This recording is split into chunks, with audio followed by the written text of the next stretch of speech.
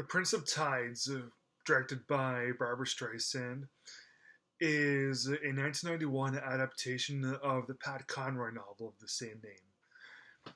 Pat Conroy has done well. He's an author, and a couple of his books have been made into movies. I already reviewed The Great Santini, and from what I've seen, I know that he's done about four books that have been based on that have been later adapted into films, and I would probably say that The Great Santini is the best one, even though I haven't seen all of them. Just a guess. Maybe it's not true. Maybe there are better things out there. But from what I've seen, even though I've only seen two of them, and I'll get into The Prince of Tides. Yeah, I think it's comfortable. I think it's safe to say that Great Santini is the best one. But The Prince of Tides from 1991, like the 1991 adaptation of it, is the best known. It was nominated for 7 Oscars, didn't win anything, and yeah, this is like this one was just one that was simply more popular. If you say the Prince of Tides, most people will know what you're talking about. You say the Great Santini, less people will know what you're talking about. Nothing wrong with that, whatever. Even though this one's inferior, the Prince of Tides, that's fine. So yeah, the movie was directed by Barbara Streisand. It stars her and Nick Nolte. And it's kind of surprising how Barbara Streisand had been doing movies for a long time, but I was just kind of surprised with her being able to do both in front and behind the camera so well, especially behind the camera. Like, there's a few really nice shots and a few really instances of really good editing, but I don't know. I guess I just wasn't expecting anything from Streisand. Like I've seen her act and heard her sing a lot. I figured that those would be the things that she would be the best at. So when I wound up seeing The Prince of Tides, I was like, it's quite good, yeah.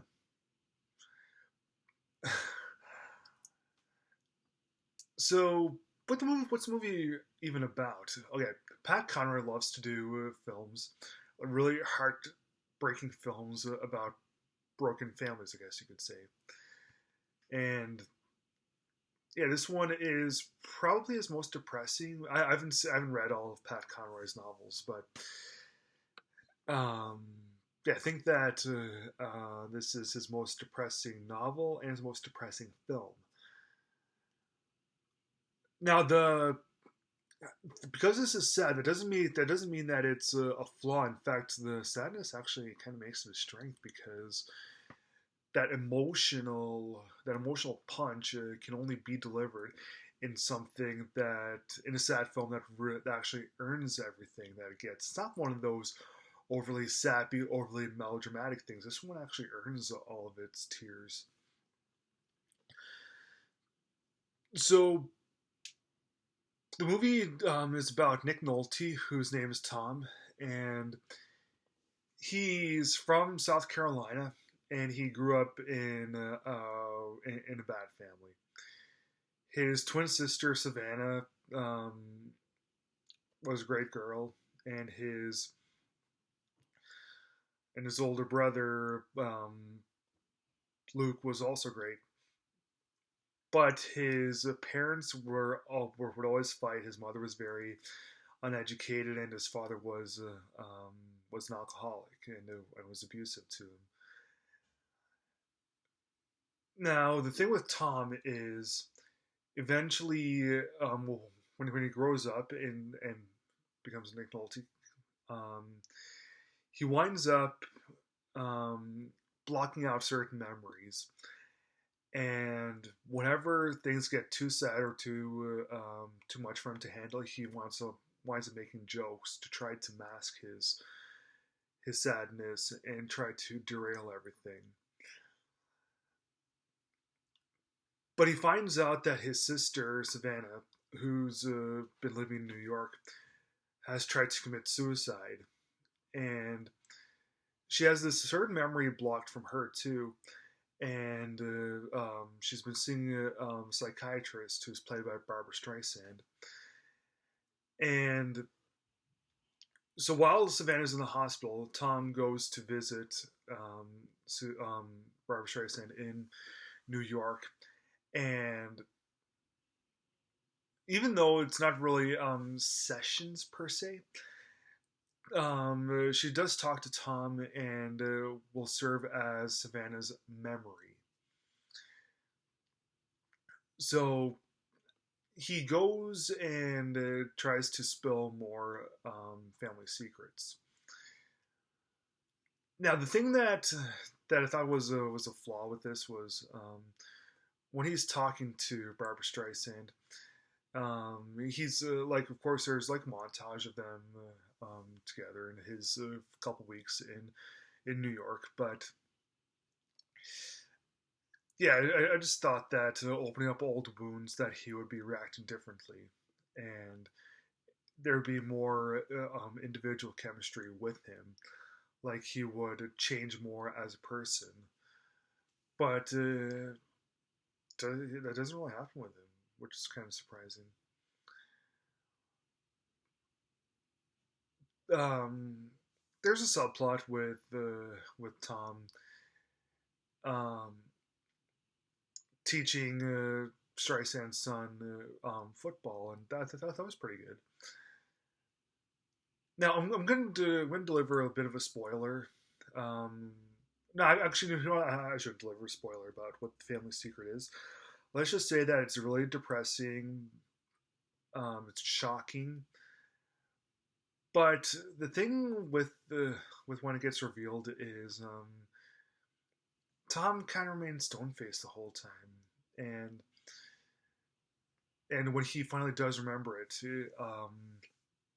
it doesn't really he doesn't really do much. Like, yeah, he talks about it after coming to terms, but yeah, nothing really gets resolved, and I thought that was a pretty big blow on this behalf. With Good Will Hunting,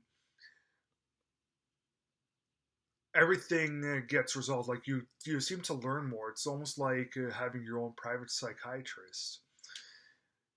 You learn so much with the things between Robin Williams and Matt Damon and Good Will Hunting, but with the Prince of Tides, you don't really like. Yeah, Tom says what the family secret is, but yeah, nothing gets learned or realized or anything. Maybe it's a case of like, oh, um, talking about it will help, but it's not just that. This is a pretty shocking and emotional thing that happened. And yet Tom's been he's kept it balled up inside for like 35 years or something. But yeah, that was a big blow. It's the same reason why I thought that the Sweet Hereafter from 1997 wasn't that good. The Sweet Hereafter is even tackles an even bigger issue and has even bigger waist to it. So it's a good thing that The Great Santini turns out to be better than Sweet Hereafter. Well, to me, it's better than Sweet Hereafter. But back to I mean, jeez, um, The Prince of Tides. Yeah, The Prince of Tides. I thought um, that they really should have done a better job with the counseling portions. That really would have helped to hike the film up in terms of greatness. The acting is really good. Don't get me wrong. Like Nick Nolte, um, I wouldn't say he nails his part. Like I simply think that Nick Nolte's done a couple better performances, but he's really good in this, and so is Barbara Streisand. I wouldn't say that the movie really was worthy of winning any of its Oscars, and that's fine. 1991 was simply a really competitive year for films. But yeah, this movie is really well done, and even though it does feature um, some flaws here and there, the only real big flaw that I found was that it doesn't really tackle the counseling portions very well. But everything else is really good in this. Really emotional, very heartfelt.